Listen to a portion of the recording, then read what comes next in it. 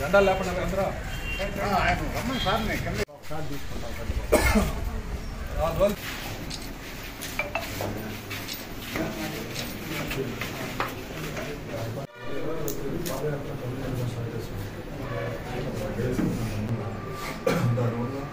సుమారు 150 కోట్లు నష్టపోతుంది. చాలా నాశనం ఉంది. ఆ రాజకాలం అప్పటి నుంచి ఇప్పుడు అలాగే ఉంటుంది.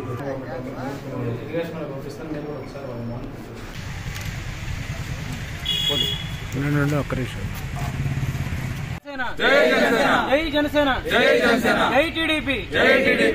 నమస్కారం. నా పేరు గుడి హరికుమార్ రెడ్డి, పౌరు నియోజకవర్గం జనసేన పార్టీ నెల్లూరు జిల్లా పవన్ కళ్యాణ్ ప్రెసిడెంట్ని. మేము 26వ తేదీ ఒక మహా కార్యక్రమాన్ని ప్రారంభించడం జరిగింది. అది పాదయాత్ర పల్లె నిద్ర. ఈ కార్యక్రమానికి ముఖ్య అతిథిగా మా జనసేన పార్టీ జాతీయ మీడియా అధికార ప్రతినిధి శ్రీ వేములపాటి అజయ్ కుమార్ గారు రావడం, జనసేన నాయకులైతేమి కార్యకర్తలైతేమి టీడీపీ నాయకులు కార్యకర్తలు అందరూ కూడా స్వచ్ఛందంగా పాల్గొని ఆ కార్యక్రమాన్ని ఎంతో గొప్పగా ప్రారంభించడం జరిగింది.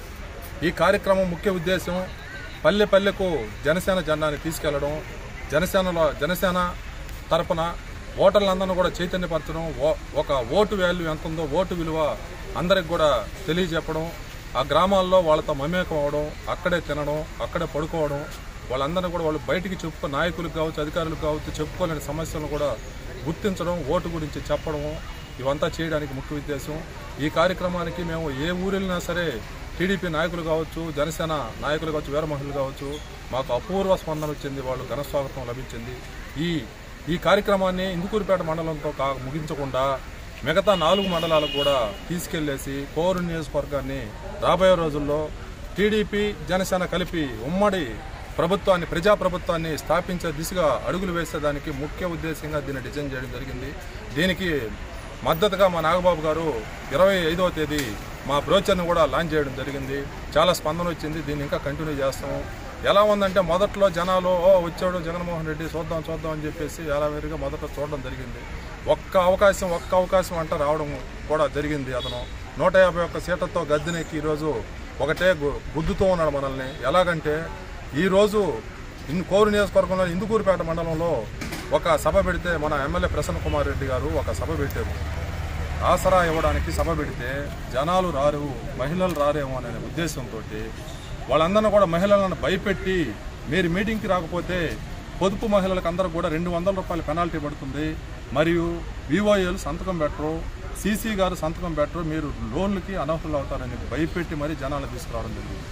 మేము ఎలా గుర్తించామంటే ఇప్పుడు మా పాదయాత్ర రాత్రి పాగవారిపాలెంలో నిద్రించడం, మళ్ళీ నిద్రలేసి ఇందుకూరుపేటకు వచ్చే తరుణంలో ఆటోలలో ఉన్నటువంటి మహిళలందరూ కూడా మమ్మల్ని చూసి ఆగి మీరు మా జెండాలన్నీ చూసి టీడీపీ మీరు కలిసినారు కదా తొందరగా దించేస్తే పోతే ముట్టిపోతనే మేము ఏగలేకున్నామయ్యా, మా ఇంట్లో మా కోడలు కాన్పు ఇల్లు ఉందయా ఆమెతో పాటు పక్కింటి ఆమెను కూడా పంపించానయ్యా, నేను ఇంత లోపల ఇల్లు వచ్చి మా ఇంట్లోకి వచ్చి చెప్తా ఉన్నారు మీ కోడల వల్ల మాకు ఈరోజు 200 పోయేటట్టు ఉంది అని చెప్పి వాళ్ళు వచ్చి వాళ్ళు లబో దిబోమంటున్నారు. కావున మీరందరూ కూడా ఇంకొంచెం కష్టపడండి, మా కోసం మీకోసం కదా మా కోసం తిరగండి అయ్యా, పాపం అందరూ ఎండుకోబోయినారు పిలకాలని చెప్పి మాకు వాటర్ ప్యాకెట్లు ఇవ్వడం కూడా జరిగింది. ఎందుకంటే చెప్పుకుంటూ పోతే రకరకాల సమస్యలు ఉన్నాయన్నమాట. మా టైం బాగుండి వాళ్ళ టైం బాగలేక ఈరోజే పెట్టుకున్నారు సభ కూడా. చాలా అపూర్వ స్పందన వచ్చింది. కనీసం మేము ఇప్పుడు సుమారు 200-300 మంది మహిళలను కలవడం జరిగింది. మాతో నిలబెట్టుకుని ఆగి ఆటో ట్రాఫిక్ జామ్ అవుతున్నా సరే ఫోటోలు కూడా దిగే పరిస్థితి వచ్చిందనమాట. ఎందుకంటే వీళ్ళది 3 నెలల ముచ్చటగానే మిగిలిపోయిందనమాట. 30 సంవత్సరాలు ఉండాలి నేను ఏకదాటిగా ముఖ్యమంత్రి కన్నా అతను ఈరోజు దిగిపోవడానికి సిద్ధంగా ఉన్నాను అనే మాట వచ్చింది అంటే అక్కడే విజయం మొదలైనట్టు. తెలుగుదేశం జనసేన ప్రభుత్వం అప్పుడే మొదలైనట్టు. మేము ఒకటే చెప్తూ ఉన్నాం, ఇంకా సమస్యలు గుర్తిస్తాము. స్టేషన్లో కూడా ఇవ్వాల్సిన కంప్లైంట్లు చాలా ఉన్నాయి. వీళ్ళైతే ఎక్కడ ప్రోగ్రాం పెట్టుకున్నా సరే 600 ఆటోలు, 300 కార్లు, 235, 250 కారు బస్సులు ఆ రోజు కాలేజీలకు కావచ్చు అన్నిటికి కావచ్చు జనాలు కావచ్చు ఇబ్బంది అయినా కూడా మనిషికి 300 లెక్కన ఇచ్చేసి సభలు పెట్టి రోడ్లన్నీ బ్లాక్ చేసుకోవచ్చు. కానీ ప్రతిపక్షాలు కావచ్చు వాటి మిత్రపక్షాలు కావచ్చు ప్రజలని చైతన్యం చేసేదానికి శాంతియుతంగా మేము ర్యాలీలు కూడా కాదు పాదయాత్ర చేసుకుంటామని అన్నా కూడా పరిమితి ఇచ్చే పరిస్థితి లేదు.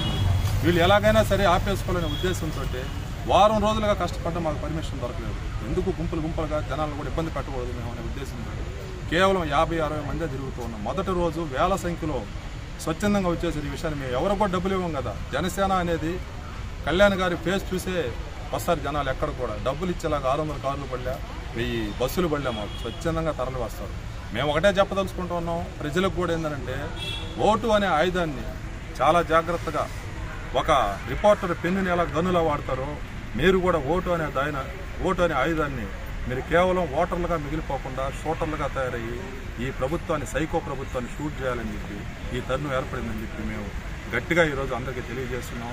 తర్వాత ఒకటే నినాదంతో ముందుకెళ్తున్నాం, మా ఓటు నమ్మకానికి అమ్మకానికి కాదు.